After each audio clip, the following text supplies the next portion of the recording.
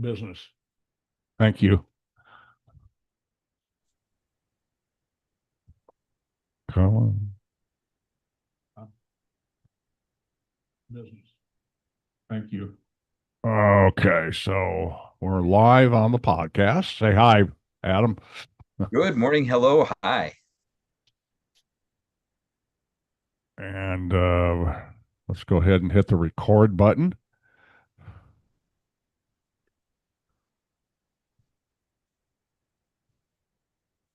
All right. And let's do flying at Fort Omaha first. Flying at You Fort ready? Omaha. Can you hear me? Yep. Say something. Say something. Say Oh, we something. lost sound on you. Oh, no. No, there it is. No, we're good. Never Got me? mind. All right. Senior moment. It's all Okay, you're good. good. I don't know why I don't know why that happened. Okay. Okay, let's do flying at Fort Omaha. Flying More at Fort. than you ready? Okay. More than 100 years ago, North Omaha was the hotbed of technological warfare. For the first time, the U.S. Army was suddenly capable of flying thousands of feet in the air for hours at a time. Soldiers and officers came from across America to learn how to fly at 30th and Fort. And this is the history of the Fort Omaha Balloon School. Tell us about it, Adam. Steve, imagine all those years ago. Fort Omaha sat in a wide open plain with a train running next to it, a short, small dirt road heading next to it, and wide open spaces all around it. There were farmhouses dotted around in what we call the Miller Park neighborhood today, in the Kenwood neighborhood, and up the hill in the surrounding areas all around to the west of Fort Omaha and to the north of Fort Omaha. But they were just farmhouses and they were just dotted across the landscape. There were a couple more that were in Miller Park, but the long story short, there was barely anything there. It was the countryside, it was far out.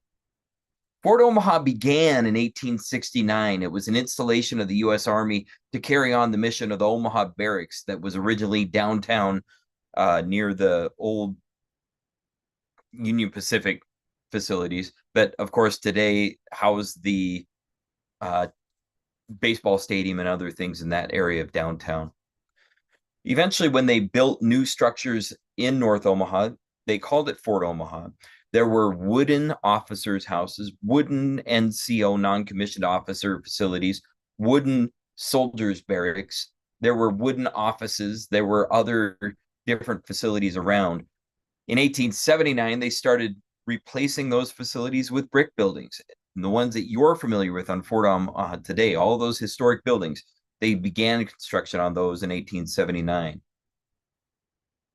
Well, the fort grew and expanded, but also contracted and retracted over and over. It opened and closed for all kinds of reasons. Originally, the intention of Fort Omaha was to serve all of Western America as this bit of a supply depot, as a bit of a way station on the way west. But as that mission came and went, as the frontier closed in the 1870s, as Western United States dialed in, Fort Omaha's purposes dialed in. At the same time, another phenomenon was happening in the Army, though. That phenomenon was the rise of a signal corps. Never before conceptualized in quite the same way, the United States Army Signal Corps was started in 1860 when a doctor converted a sign language into a semaphore system using flags. Using these flags, the U.S. Army Signal Corps transformed the way that the U.S. Army communicated. Now, they originally operated air balloons and telegraph machines starting in the Civil War, and they extended those operations all across the United States from 1860 onwards. In 1904, two of their companies moved to Fort Omaha. These men were responsible for communications of all kinds, visual signaling, and the construction, operation, and repair of telegraph and telephone lines across the entire western United States. Starting in 1904, they constructed more than 4,000 miles of telegraph lines in the United States from Fort Omaha.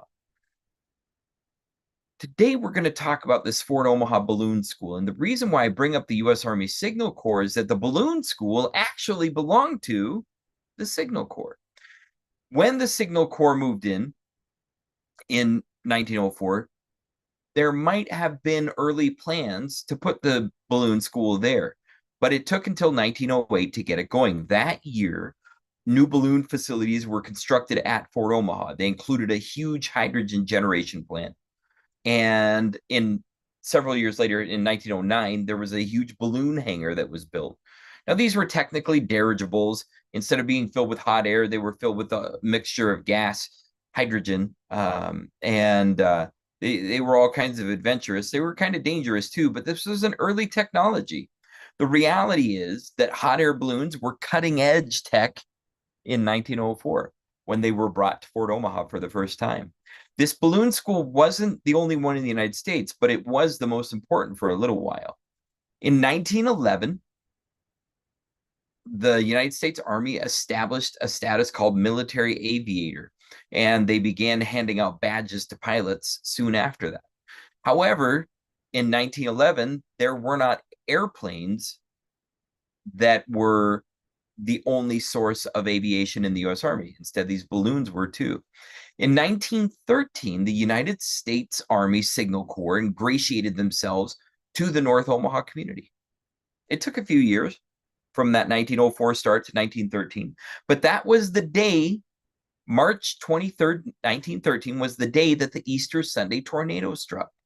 They demolished a wide swath of the whole entire community and killed more than 100 people. That tornado was terrible. But troops from the U.S. Army's Signal Corps at the Fort Omaha Balloon School swept into the North Omaha region right after. They brought their energy. They brought doctors and others to help with search and rescue and cleanup efforts and all kinds of things, suddenly making the balloon school part of the community in a way that it had never been before.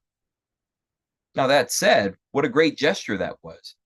But the Signal Corps abandoned the post at Fort Omaha just months later in October of 1913. They closed up shop and walked away. They handed over the balloon school facilities to the United States Agriculture Department for use by the Weather Bureau. That's right, the Weather Bureau, brought to you by Fort Omaha. The Weather Bureau used the facilities for balloon explorations of the upper atmosphere. All of the U.S. Army troops were moved down to Leavenworth, and Fort Omaha got quiet. It took just 4 years, though, for them to come back. And in 1917, they came big time.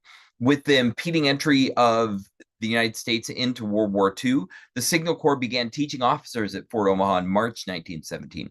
A month later, in April, the U.S. entered the war. The war had already been going since 1914, but the United States was a little bit reluctant to enter it. When they did come, though, they came big time, and they brought all of the resources, including the Signal Corps. The Signal Corps set up its first weather station in the United States at Fort Omaha in 1917. So the fort automatically and immediately became popular and important to the United States' war effort. At the Fort Omaha Balloon School, flight officers learned a variety of skills, including mapping, photography, aerial photography, parachuting, communication techniques, and how to care for the balloons. Non-commissioned soldiers learned hydrogen balloon inflation techniques of controlling the balloon, care of communication systems, and balloon care. Cordage, knots, gas making, and care of the cable and winches holding the balloons. They were all taught skills right at the Fort Omaha Balloon School. One of the most important things that happened in 1917 is that the area north of Laurel Avenue, which we know today is the northern boundary of Fort Omaha, that area north went into the service of the United States Army. It became part of the Fort Omaha Balloon School all the way up to Fontenelle Boulevard, all along North 30th Street, and was called the Florence Field. Florence Field was originally part of the land holdings of Jim Parker. Now, this is where it gets complicated, and this is why we love North Omaha history, because it's all knotted together. Jim Parker was an early banker in Florence who ran The Florence Bank. That's right. You've been to the museum. You know how cool it is. That 1854 building at 30th and Parker Street. No, it's at 30th and Mormon Street, but you get the idea. It's in Florence. It's right on Main Street, right on 30th Street. And the Florence Bank, the first guy who ran it, Jim Parker, he actually owned the land that became the Florence Field. However, he had died by 1917, and his son, Fred, who is this kind of bohemian drug addict artist who was super cool, had a mansion west of 30th and Vane Street. Fred Parker leased the land to the United States Army. It was called Florence Field, and 3 companies started training there by December 1917. They were training throughout the whole entire North Omaha region, all the way up to Hummel Park and what we think of as Hummel Park today. And in 1917, they'd fly the balloons from Florence Field to Hummel Park and then back again to get those skill development and have those other opportunities for learning. After the war, long after the war ended in 1918, there were oral histories that were done with old soldiers who went through Fort Omaha, through the balloon school. They later said that it was filled with tough old Army sergeants, these old guys who had fought in the Spanish-American War, old guys who were involved in all kinds of earlier conflicts, and they trained the men using the roughest methods and techniques. The soldiers and officers left from Fort Omaha to the front lines in Europe, and they went in short order. The 3rd Balloon School Squadron left for Europe in January of 1918. The 4th Balloon School Squadron left for Europe in February of 1918.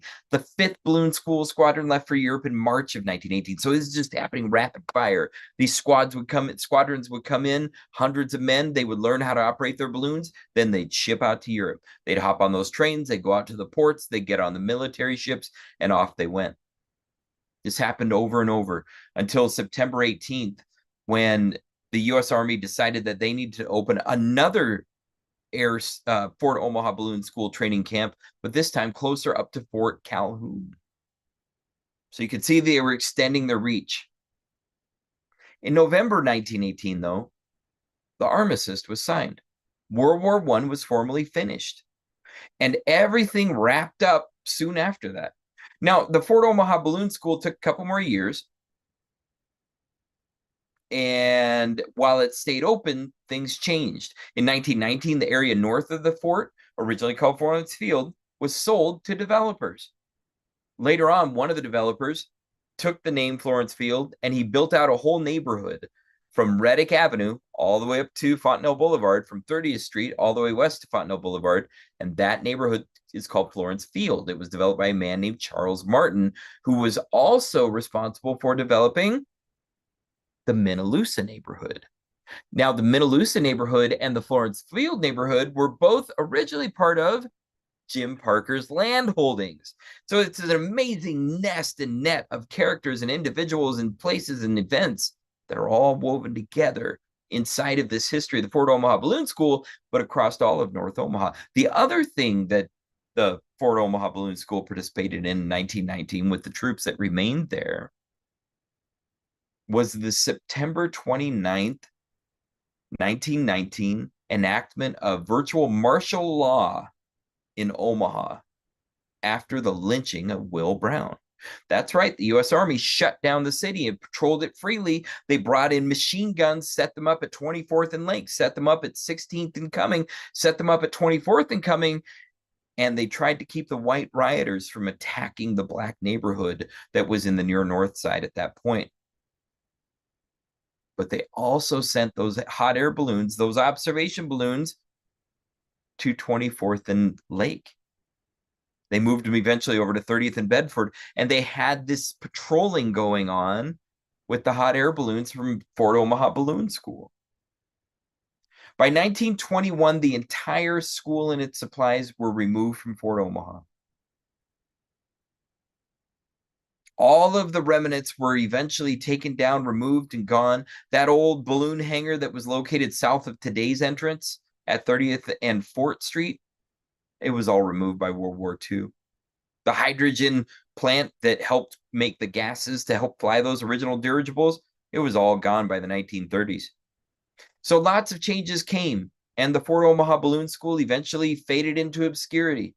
memories disappeared and things went away. I had the honor of getting a photo album from an old guy in New Jersey whose dad had fought in World War I, and he sent me that album directly, and I hold on to it today as a piece of ephemera with unique photos from that era, from World War I in the balloon school.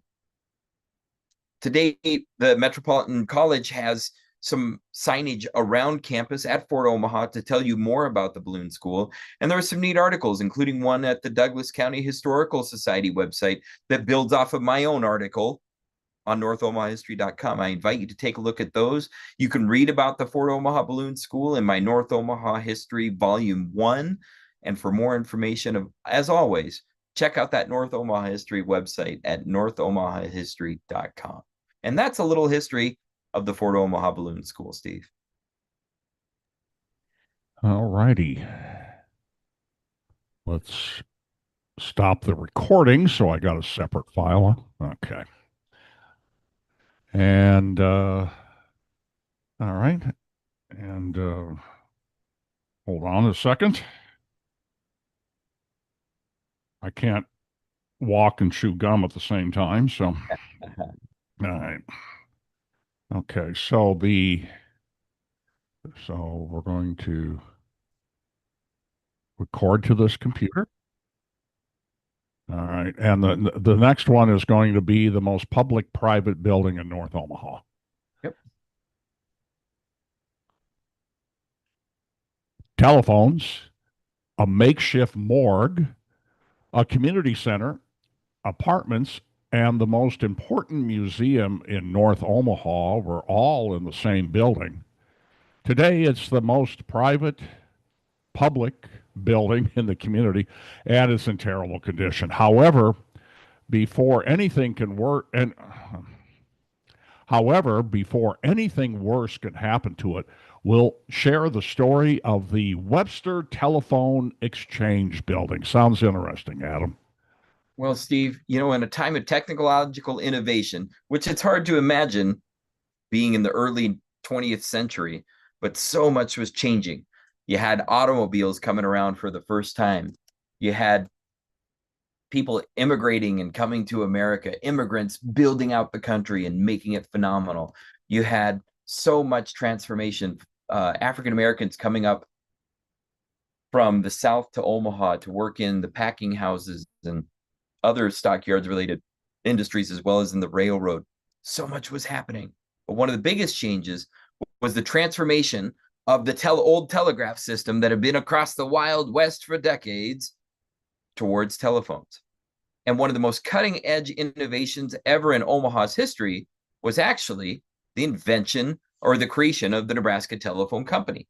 It was a private company that was determined to spread telephones across the city, across the state, and the Nebraska Telephone Company succeeded. One of the ways that they did that was by building these physical structures that had the capacity to hold cables and wires and make the calls happen, as well as the operators. Now, we've all heard about those operators. Maybe we saw them on TV in an old show.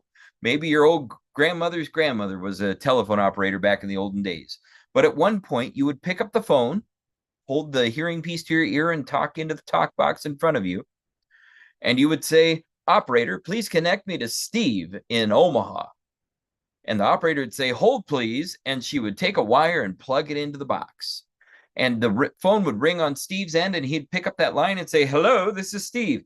Now, take a note. Alexander Graham Bell originally didn't want us to say hello when we picked up the phone. He wanted everybody to say ahoy. But he lost out at the recommendation of Thomas Edison, who said, "No, let's go with the word hello. That's better than ahoy." So we could have all been saying ahoy. "Ahoy, Steve, this is Adam." And we could have a ridiculous conversation from that place alone. But regardless, hello became the word, and telephones spread like hot fire all over the place.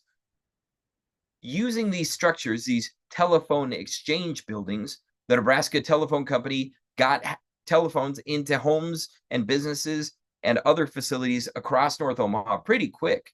One of the very first ones that was built was in 1906 at North 22nd and Lake Street. Think about 22nd and Lake Street. Today, we know that is the heart of the African American district in Omaha. It's right by 24th and Lake, which is a historical district. And the building that they built there was called the Webster Telephone Exchange Building. The Webster Telephone Exchange Building was named that. It was kind of arbitrary. The telephone company made up the word, or they brought the word Webster in. There was no precedent for it. And they called that region Webster. So instead of just picking up the phone and saying, operator, please connect me to Steve, you could pick up the phone then and say, operator, please connect me with Steve in Webster. And that was the Webster neighborhood or the Webster district. And that operator knew to send the call to the Webster Telephone Exchange Building. Now, if I was calling from the Kenwood Exchange, they would connect the wires and make it happen. That was 1906. By 1913, the Webster Telephone Exchange Building was a known phenomenon in the community. It was actually expanded. They needed more space, and it became really, really important. However, in 1913, it had an interesting occasion because the telephone, the whole system was changing. The technology was changing. But before I go there, I want to make sure to mention that the Webster Telephone Exchange Building was designed by a renowned Omaha architect, a guy named Thomas Kimball. Kimball was responsible for a lot of the historic architecture that you know of in Omaha today, and a lot of the coolest things we think about, especially in North Omaha. Kimball was the supervising architect of the Trans-Mississippian International Exposition in 1908. Kimball was also the architect who was responsible for a lot of the biggest and oldest buildings in downtown Omaha. Really important guy. He had a really big role, including designing this specific building. He designed it with a whole lot of different influences. And if you look at it today, you can see some of them. One of the influences is called neoclassical style, meaning that it was built to look like an old Grecian temple. Now, you take a look at it, and you don't really see that. But what you will see is a commercial vernacular style, just kind of red brick and some Romanesque kind of elements in terms of a sandstone windowsill, this kind of thing. But the thing that stands out the most is an Egyptian influence entryway that offsets the simplicity of the building. This Egyptian influence entryway, super cool, red and sandstone blocks that are set around the doorway of the building in non-linear way, and just looks really dynamic. It just draws your eyes right to the middle. It's meant to offset the simplicity of the rest of the building. So cool features, cool architecture, and just a great space all the way around. In 1913, that building took on a different purpose, though. By that point, technology had modified the use of the building, and it wasn't as popular as it was, but it was still being used by the company. However, in 1913, the Easter Sunday tornado swept into the neighborhood all around the exchange. More than 100 people died by 24th and Lake on March 23rd of 1913 during this tornado. The telephone exchange building had an important role right after that, when, in order to deal with the numbers of dead, they turned it into a makeshift mortuary. More than 90 bodies were kept inside the telephone exchange building for up to a week while appropriate burial accommodations were made. Interesting times. The U.S. Army also used the building in 1919 when they had to occupy North Omaha. They created the first red line and keep African Americans segregated from the rest of the city. But they did it while using the Webster Telephone Exchange Building as a little bit of a headquarters. Now, the building's uses modified and transitioned, and by late 1932, the Nebraska Telephone Exchange Building decided that the Nebraska Telephone Exchange Company decided that the building was surplus, and they closed it. The next year, the company donated it to the Omaha chapter of the Urban League. The Urban League, that's been such an important element of African American civil rights in Omaha since the 1920s, used the building to become the Northside Community Center. And the Northside Community Center operated for decades right there at the Webster Telephone Exchange Building. They offered classes, they offered community support services, they set up a nursery, a library, a gymnasium, as well as medical and dental clinics for the community to use. It was the main offices of the Urban League for more than a dozen years. After the U.S. entered World War II in 1942, the building became home to the Wartime Community Center. This was an early attempt by the U.S. Army to accommodate all the African American soldiers who were volunteering from North Omaha and communities around the state and in Iowa. And what this community center offered was a bit of support for these men to enjoy facilities that were segregated for African Americans solely. Now, eventually, that facility was moved over to the Dreamland Ballroom, which today we know as the Jewel Building on 24th Street at Grant. It's where the Great Plains Black History Museum is located today. But for a time, that was at the Webster Telephone Exchange Building. In 1948, though, after all these years as an Urban League community center, ownership of the building was transferred from the Urban League to the YMCA. There was this new movement that was spurring among African American communities across the United States. The YMCA had already had a facility in downtown Omaha for 30 years before this, but it was a segregated facility that did not allow Black people to join.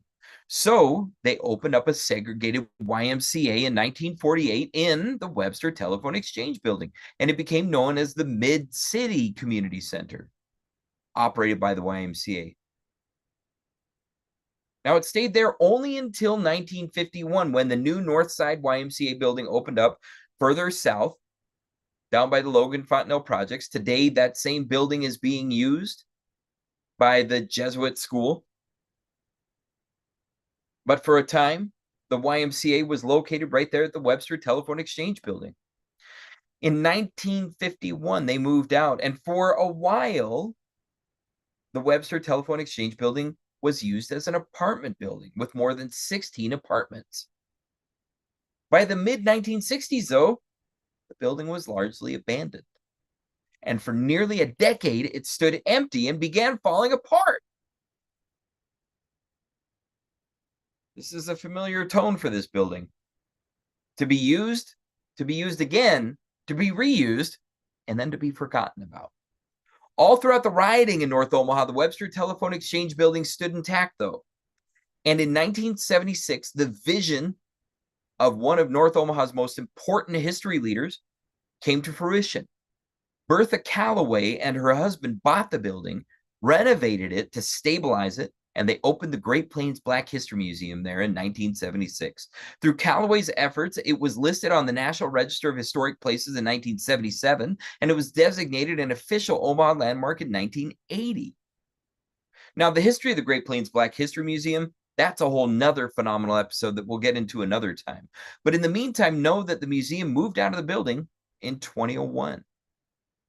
Bertha eventually passed away. The museum moved on and continues to operate today, like I said, at 24th and Grant Street in the Jewel Building. But the Webster Telephone Exchange Building has stood empty now for almost 25 years. It's in terrible condition.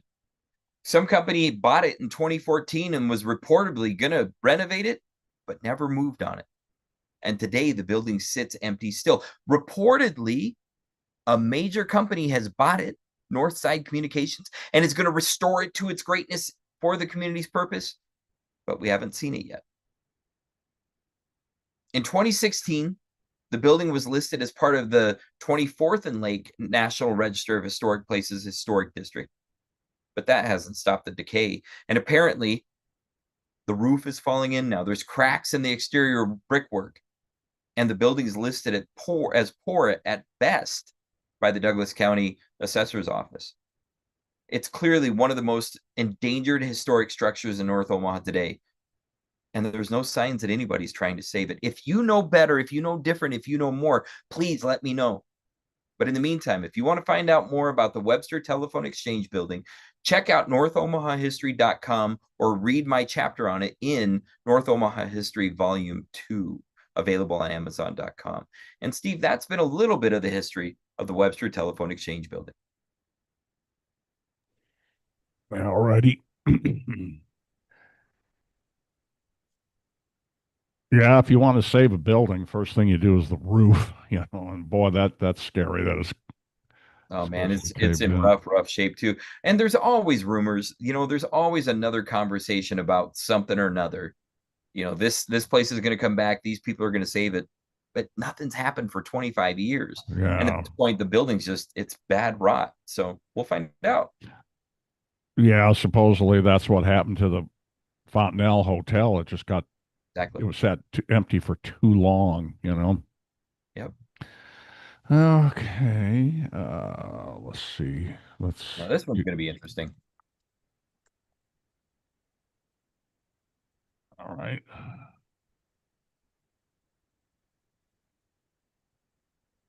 Okay. North Omaha department stores. Yes. Okay. Yep. Clothes, cosmetics, furniture, hardware, appliances, houseware, sporting goods, and toys all under one roof. Today, there is one discount department store in the community, but throughout the decades, there were at least a dozen department stores north of Dodge, east of 72nd.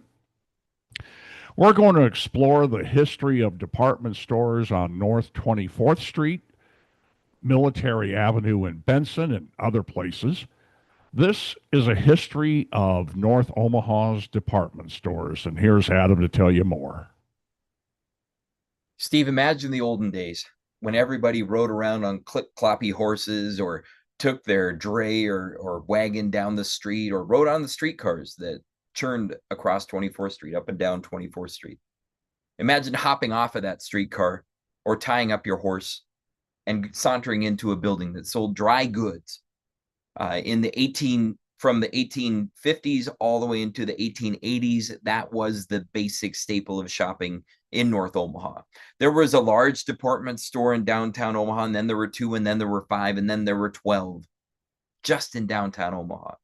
But in North Omaha, the economic scene was evolving and developing and building up. The Jewish community was strong with business along 24th Street, but so were the Scandinavians, so were the Germans. There were other businesses that were up and down 24th Street that sold dry goods, and they also sold sporting goods, and they also sold hardware, and they also sold a lot of different things, but in individual storefronts. Those long, narrow spaces with the really tall ceilings, sometimes 14 feet, sometimes 20 feet tall, 10 ceilings above them, and nice displays throughout them.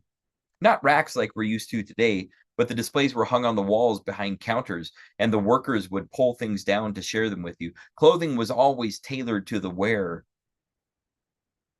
Hardware goods were only available in bulk, but as picked by the workers. So it was a different kind of shopping environment into the 1880s. In the 1890s, though, these stores became more specialized, but then a new thing began to emerge. The local department store started to come around in North Omaha, right there on 24th Street. From Cummings Street north up to Lake, there were almost a half dozen, or there were a half dozen department stores. I got fascinated by this, just thinking of a department store, one store with multiple departments selling a whole variety of different objects. They had to be big physically, not as big as we think of department stores today. We're not talking about the old Brandeis. Brandeis, of course, was the iconic institution that ran in downtown Omaha for a century and had a big, beautiful building that had several stories and tons of business. Instead, these were local department stores that were operating right on 24th Street, sometimes in 2 or 3 story structures, sometimes 2 or 3 storefronts wide, and sometimes with a whole lot of business. I want to tell you the details of a few of them on 24th Street, but then I'm going to tell you about other department stores around the community as well. The first one that I want to tell you about was a place called Zucker's Department Store. Zucker's was located at 1615 North 24th Street, north of Cumming and south of Grant. This was located in what was then called the Near North Side. This neighborhood wasn't just African American, and it wasn't just Jewish. Instead, it was a mix of all kinds of European immigrants, as well as white Americans and others who shopped at Zucker's. Now, Zucker's was run by a Jewish businessman who kept it open from 1917 through, or 1919 through 1927. It was a fascinating place. And the Omaha Monitor, which was an African-American run newspaper in 1921, said the success of this store has been achieved only by giving great values that could be had elsewhere. Our reputation for honesty is well established and has made us thousands of friends. We're going to keep the new store new. Our determination not to carry over $1 worth of winter merchandise means saving thousands of dollars to those who grasp this saving opportunity. Our policy at all times is to give you the very utmost your dollar will buy, and if for any reason your purchase should prove unsatisfactory, we'll gladly exchange the same or refund your money. So Zucker's was built on an honesty promise, but also on a promise of being cheap. That was 1921. Lasting until 1927, Zucker's was a popular place. But it wasn't the only department store in North Omaha at that time. Another one that's particularly notable was called the Cooperative Workers of America department store. The Cooperative Workers of America department store was located at 1516 North 24th Street in 1921. When it was launched as a group of African-American business people who formed a new corporation to sell specifically to Black people who were segregated and discriminated against in other shopping environments. Now, this isn't political. Today, it's fact-telling. It's factual stories that are based on reality. And the reality is North Omaha had segregated shopping. So the Cooperative Workers of America was phenomenal, not only because it was a Black-owned department store, but also because it was intended to sell to Black people specifically. They had 620 stockholders who all had a piece of this store. They bought an entire building at 24th and Charles, and they opened up their store in June of 1920. Home grocery store, a dress shop, and other businesses, as well as a meat department, operated out of the Cooperative Workers of America department store for a couple of years. But it closed soon after. And other businesses came and went through that store later on. Another department store that was in North Omaha was called the Star Store. The Star Store was at 1831 North 24th Street. So if you're listening to these addresses, you could tell they were very clustered. Dry goods, men's clothing, furniture, hardware, china, shoes for the whole family, toys, women's clothes, and more were all sold at the Star Store starting in 1904. So this is one of the oldest department stores in all of Omaha for several years. The Star Store claimed to be the finest and largest little department store in the city. Charles Levison, who was the owner, kept it open for a long time, claiming that it was just a few minutes ride from downtown on the streetcar. He was able to charge inexpensive costs because they were, quote, out of the high rent district. So because they weren't downtown, they were able to sell at a better cost. The newspaper eventually, or in the 1920s, they had ads that proclaimed their growth is an assurance of their ability to offer decidedly better values than are attainable at high rent stores downtown. Here, a pleasing store service greets you, and it's like a home-like store that you will like. In 1917, a few fireworks were thrown into the doorway at the Star Department store, and a little fire was started. This was probably some kind of shakedown scheme, but it didn't rattle Levinson. Instead, he stayed on until 1939. And after that, the store changed hands and changed names. But the memory of the Star Store, that it lasted for more than 35 years in North Omaha, lingered for a long time. Another department store on North 24th Street was called Bernstein's. Bernstein's was another, quote, big little department store that was at 1806 North 24th Street. An Omaha Monitor column from 1924 said Bernstein's new department store is a newcomer among the North 24th Street merchants and operated by a wide-awake man who is after the trade of the colored folk on the North End. A man named Nathan Bernstein ran the store near 24th and Decatur and featured a line of ready-to-wear clothing for women and children. However, it didn't last that long, and in just a few years, there were no more ads for the business. And as a matter of fact, a whole lot of stores changed in that time. Zucker's ran for 8 years from 1919 to 1927. Cooperative Workers of America ran from 1920 to 1921. Bernstein's only ran from 24 to 25. And the Star Store ran from 1904 to 1939. So being a department store in North Omaha was never easy in those early years. However, Benson had its own department stores, and I'm going to mention them right here. It's important to understand that each of these communities had their own department stores because each of them were pretty much their own little city. Benson along Military Avenue was a super popular place because of its streetcar and all the surrounding working class and middle class homes that kept the community thriving. One of those department stores was called the McDonald Department Store. It was a regional chain all across the Midwest that opened up on Military Avenue, 60th and Military in 1948. It ran until 1963. So it's kind of a later store that definitely had a presence. An earlier store was called Grossman's. Grossman's was at 61st and Military, and it was built in 1925. In 1950, Morris Grossman bought it and called themselves the friendliest, busiest store in Benson. They claimed to be outfitters for the whole family and had, quote, a complete shopping center for the popularly priced, ready-to-wear clothes, shoes, and working clothing, men and boys wear, domestics, and infants wear. It ran until 1964. And then another company called Pancoast took it over. The Pancoast department store was run by Edith Pancoast and kept it going from 65. Dean and Edith Pancoast kept it going from 65 until 1981. It was a really popular place. And in those later years, it was joined by another company called Yergis Department Store. Yergis is a phenomenon, and a lot of people remember it running at 47th and Military starting in 1951. In 1958, they incorporated as Yergis Department Store. And in 1961, they opened up a rental store. So they had all kinds of businesses tied together. However, in 1966, a fire destroyed half the original building. And the founder, who is named Arthur Yergi, decided to close the business. The second building that they operated in still stands today, but it's not nearly as popular as it was. There have been other department stores around North Omaha, too. One of the most popular was called Hested's. Hested's department store was located in the Ames Plaza on Ames Avenue near 56th Street. It was the largest department store in North Omaha's history.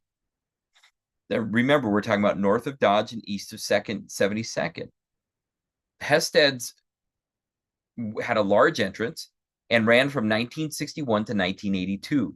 It was its 8th store overall, but its first ever department store with 21,000 square feet of space at the Ames Plaza.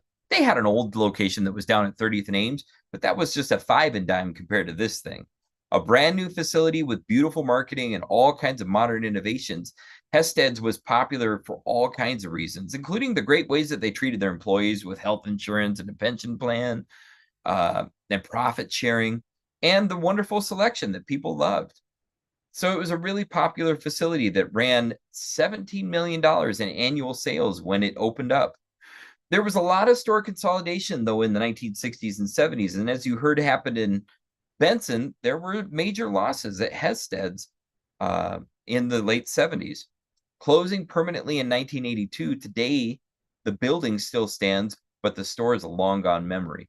That's the same for a lot of other department stores that have come and gone in North Omaha's history, including Brandeis that was located in Benson. This Brandeis was at 60th and Maple and was a small department store. The building today isn't part of the Benson Historic District, but it's still an important place that ran from 1951. Oh, I'm sorry, that ran from 1959 through the 1960s and ending in 1971. There was another department store at 72nd and Ames called Kmart. That Kmart was near and dear to my heart as a kid because it's where I got a lot of cool toys. When I was just a young guy, we rode the bus all along Ames Avenue to get to the Kmart. There was another department store that was located on North 30th Street. It was a Brandeis clearance store. And this store offered a variety of different things, all on closeout and at discounted prices. And people loved that store for a number of years as well. It's located in the shopping mall where there's a grocery store today, and is still a pretty phenomenal building. But there was another Brandeis that was located over in the Ames Plaza near Hested's. It opened in 1964, and through 1973, it operated as a full service outlet. The store on North 30th Street ran from 1969 to 1982, the Brandeis store there. And the North store was pretty popular for a number of years. Lots of other department stores came and went in different sizes throughout the years. And perhaps the ones that you're familiar with include the Target store that was at on North Saddle Creek Road from 1990 through 2006. Maybe you even knew about the Shopko, where, again, I got a lot of toys in the 80s and early 90s. It opened around 1987 and closed around 2002. And today there's grocery stores where that store was. The only department store left in North Omaha today, its history isn't that old. It was born in 2014, built on the structure of a former grocery store, and today that Walmart continues to operate at 50th and Ames. And that's the last existent department store. Even though it's a discount store, it's still a department store. So that Walmart at 50th and Ames from 2014 to right now is the last of its kind in North Omaha. But this has been a little bit about the history of department stores in North Omaha. If you want to learn more, I have several articles that cover the breadth of them, including a history of department stores in North Omaha, a history of department stores in Benson, and of course, my popular history of North 24th Street that gets even more in the weeds. And that is a little bit about the history of department stores in North Omaha. Okay. Now, Steve, When I'm not so shallow to say that I know that that's for a very particular audience of people, but some people are going to love it. oh yeah, yeah. Well, and I lived in Benson from 1980 to 98. We lived north of Benson, just down the hill from St. Bernard's. And I remember an old timer neighborhood or neighbor who had lived there since 1950, built the house. And he said that Benson had all the big box stores until Crossroads opened. So they had a Penny's, they had a Sears, whatever was the big box store. Now that doesn't mean that was true. It's just that's what he remembered, Right. So, whatever. Yep. Yeah, no, I scraped long and hard to get as much and as many of those different places. And I had heard so many rumors that I was just trying to parse out what's real and what was not. Right, right. And I found the names that I found, and not a lot more after that. No Pennies, no nothing like that. No Sears. That doesn't mean that they weren't there. It just means I didn't find them in my. You couldn't find them. Yeah, yeah. Well, and I'm not telling you that was that was true. I'm just saying there was no, totally. It's the same thing as all of it. I mean, I love the oral history. I love people telling me the things, but I always want to verify it against what's real. Or at least right. One of the things that I have learned, though, and I think it's super important, is I always give precedent to oral history as a starting point, and then try to verify it with written factual stuff after. Right, history, that's right in our brains. That's what we actually remember. And maybe some things weren't recorded. Maybe some things weren't taken down. And so let's get those stories out there too. Right. Okay. Well, for all of you watching the live stream, thanks for watching it. And we'll get these 3 different shows produced and on the podcast, so you can find them on your favorite podcast platform. I think Spotify and Apple Podcasts are the 2 most popular, where we get most of our listens. So I want to end the live stream now.